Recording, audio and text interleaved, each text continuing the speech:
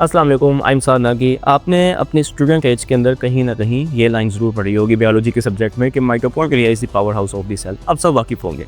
अगर आप लिटरेचर के स्टूडेंट हैं तो आपने इससे मिलती जुलती एक और सेंटेंस ज़रूर पढ़ा होगा and that is Chaucer is the representative of his age. और आज इस वीडियो में हम जोफ्रे चौसर को स्टडी करेंगे एंड इस आर्ग्यूमेंट को एक्सप्लोर करेंगे कि why is he called the representative of 14th century और the representative of the life span in which he lived. Let's start.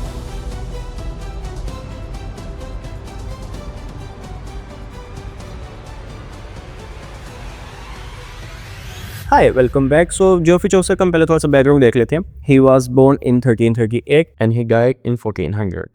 कुछ लोगों का कहना है कि चौसर फ्रेंच नेम है और इसका लिटरल मीनिंग है शू मेकर, पर जो भी हो Chaucer was born and he lived most of his time in London and he was the first important author who was born and lived in London। इसके whereabouts से इसकी ज़िंदगी के मुतालिक जितनी भी इंफॉर्मेशन है वो हमारे पास कंक्रीट एविडेंस के साथ मौजूद नहीं है। इस फ्रेगमेंटरी कुछ पब्लिक रिकॉर्ड्स में, कुछ कोर्ट के रिकॉर्ड्स में, कुछ अकाउंट बुक्स में, इधर उधर से हमें चीज़ें मिल जुला के हम लोग इसकी लाइफ से रिलेटेड इन्फॉर्मेशन को कलेक्ट करते हैं। सूरत ये थी कि चौसर के जो वालिद साहब थे वो एडवर्ड दी थर्ड के लिए वाइन सप्लाई करते थे। He was basically a wine merchant and because उनके ताल्लुकात है एडवर्ड दी थर्ड के साथ तो उन्होंने चौसर को इंट्रोड्यूस किया है टुवर्ड्स द रॉयल फैमिली और royal palace. Now given his reputation, जैसा कि हम सब ने उसको स्टडी किया हुआ है, it's not a very extreme imagination to think के चौसर की स्टोरी टेलिंग एबिलिटीज ने उसको दरबार में रॉयल पैलेस के अंदर एक अच्छा मुकाम या एटलीस्ट उसको पहचान जरूर दे दी होगी। एंड इट्स ट्रू बिकॉज चौसर जल्द ही कोर्टली लाइफ के अंदर एंटर होता है, पब्लिक अफेयर्स के अंदर एंटर होता है एंड स्टेट अफेयर्स का एक इंपॉर्टेंट पार्ट बन जाता है। यहाँ पे मैं एक चीज पॉइंट आउट करूँ कि चौसर 1338 में पैदा हुआ, 1400 में उसकी डेथ हुई।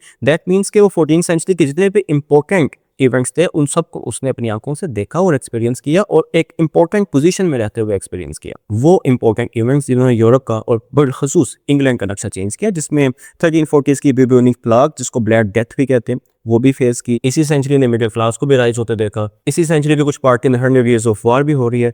तो सोसाइटल स्ट्रक्चर चेंज हो रहा है, इंग्लैंड मैप पे आहिस्ता आहिस्ता पावर बन के उभर है। All of that during the lifetime of Chaucer. So अगर चौसर इस सब को जो कुछ वो देख रहा है, जो कुछ उसके होते हुए हो रहा है, उस सबको अगर रिकॉर्ड करता जाता है, लिखता चला जाता है, तो इट्स ऑब्वियस कि उसका जो काम है, उसका प्रोड्यूस किया हुआ जो लिटरेचर है, that is ultimately going to be a mirror और रिफ्लेक्शन और represent whatever happened during the 14th century।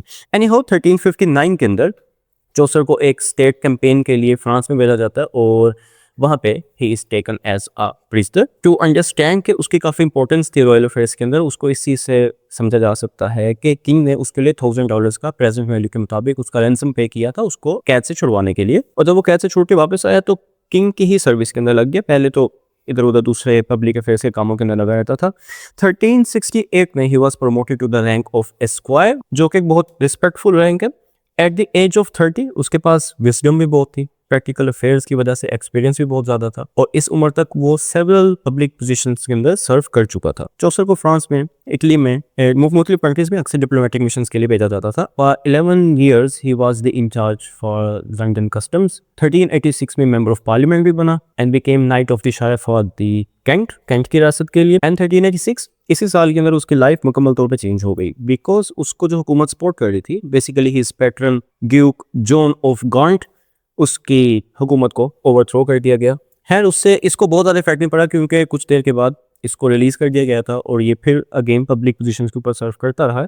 लेकिन वो पोजीशंस टेम्परेरी होती थी, पहले जैसी इज्जत इसको मैसर नहीं थी। लेकिन जब ड्यूक हेनरी ने थ्रोन को संभाला and became the king Henry fourth, इसकी जो खुशहाली थी वो वापस आ गई। बट अलास के इसके बाद वो ज़्यादा देर तक जी नहीं सका। 1400 के अंदर इसकी डेथ हुई। It was a sudden death and he was buried in Westminster Abbey. Chaucer से रिलेटेड ये सारा बैकग्राउंड जो आपको भी दिया है, ये बेसिकली आपको अंडरस्टैंड करवाने के लिए दिया है कि उसने लाइफ किन हालात के अंदर जी, ताकि आपका एक पॉइंट ऑफ व्यू डेवलप हो सके कि वो चीज़ों को किस नज़र से देखता था। He was not a layman, वो सिर्फ बैठा अपने ख्यालात का इजहार नहीं था कर रहा जो भी उसके इर्द गिर्द हो रहा था कि बाहर आग लगी है वो बस अपनी मस्ती में खिड़की में बैठा वो देख रहा है। नहीं, he had experience and he had experience of public affairs, state affairs, diplomatic missions. तो जो कुछ भी उस दौर के अंदर हो रहा था वो उस सब के ऊपर कमेंट्री करने के अहल था। And then on top of that he was a poet. तो अब आप समझेंगे कि उसके लिखी हुई जो बुक्स हैं, उसका जो काम है, उसको इतनी अहमियत क्यों दी जाती है, क्योंकि और भी तो राइटर्स थे जो उस दौर में लिख रहे होंगे, लेकिन ये he had that sense and he was backed by that knowledge जो उसने अपनी जिंदगी में अपने एक्सपीरियंस से गेन किया। अब हम चौसर के काम को या चौसर की पोइट्री को डिस्कस करते हैं।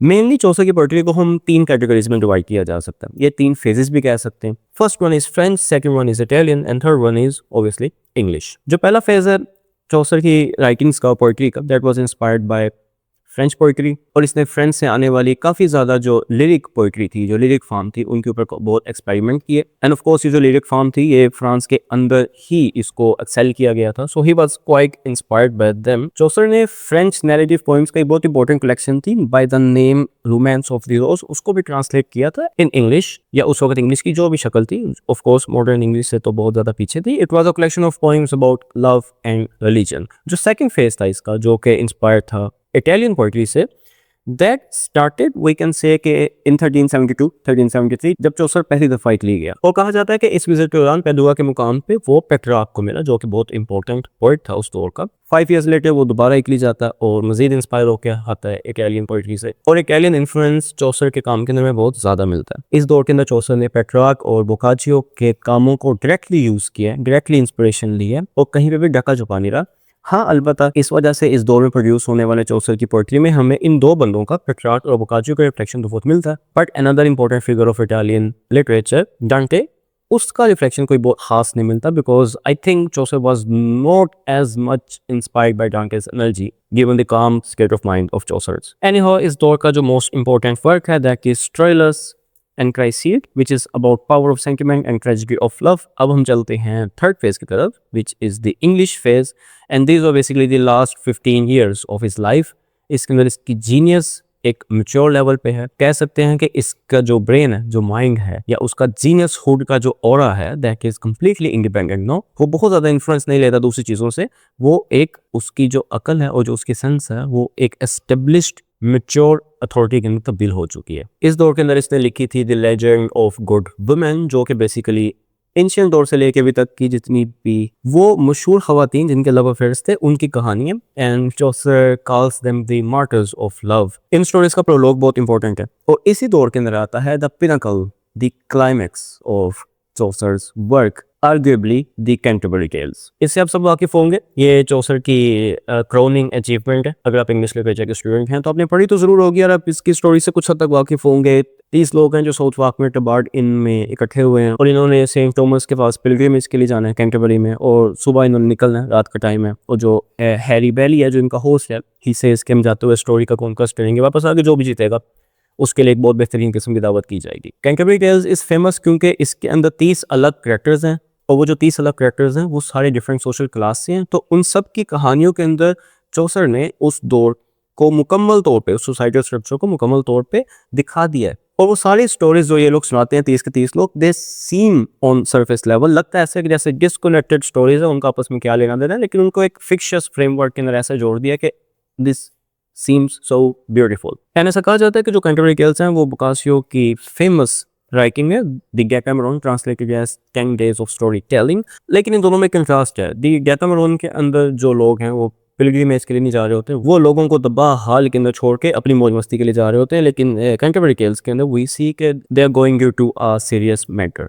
ऑल इन ऑल ये थी चौसर की कहानी, उसके बैकग्राउंड से वाकिफ हो गए। अगेन मैं आप लोगों से कहूँगा कि इस चीज़ को अंडरस्टैंड करें कि चौसर ने 14th सेंचुरी तकरीबन सारी देखी है अपनी आंखों से, और किताबों के ज़रिए नहीं उसने उसको जाना, वो पब्लिक अफेयर्स में रहा है, वो स्टेट अफेयर्स में रहा है, उसने हकीकतन जिस तरह हम कहते हैं दुनिया देखी है, तो उसने वो काम किया, but with authority bad up by government. तो उसके विजन का अंदाज़ा, उसकी मेंटल डेवलपमेंट का अंदाज़ा, इन सब चीज़ों का आपको अंदाज़ा उसकी स्टोरी से हो सकता है। And then on top of that he was a writer, वो स्टोरी टेलर बहुत अच्छा था। उसकी कहानियाँ स्पेशली कैंटरबरी टेल्स के अंदर हमें कहीं पे इमोशंस पोलराइज्ड होते नजर नहीं आते। वो 30 के 30 लोगों की स्टोरी जो कि डिफरेंट सोशल क्लास से बिलोंग करते हैं, उन सब की स्टोरी काइंडनेस और पिटी के साथ सुना पाता है, एंड हर चीज़ को जैसे वो होती है उसी तरह डिस्क्राइब कर पाता है, बिकॉज उसकी एक इमोशनल लाइनेज किसी एक फैक्शन के साथ जुड़ी नहीं हुई। सो हम कह सकते हैं कि इसने 14th सेंचुरी सारी देखी भी, इसने दुनिया को भी बदल के देखा, because 14th century was very important in medieval Europe. जितने इवेंट्स यहाँ पे हुए थे, जैसे सोसाइटल स्ट्रक्चर चेंज हुआ था, और जैसे स्पेशली इंग्लैंड,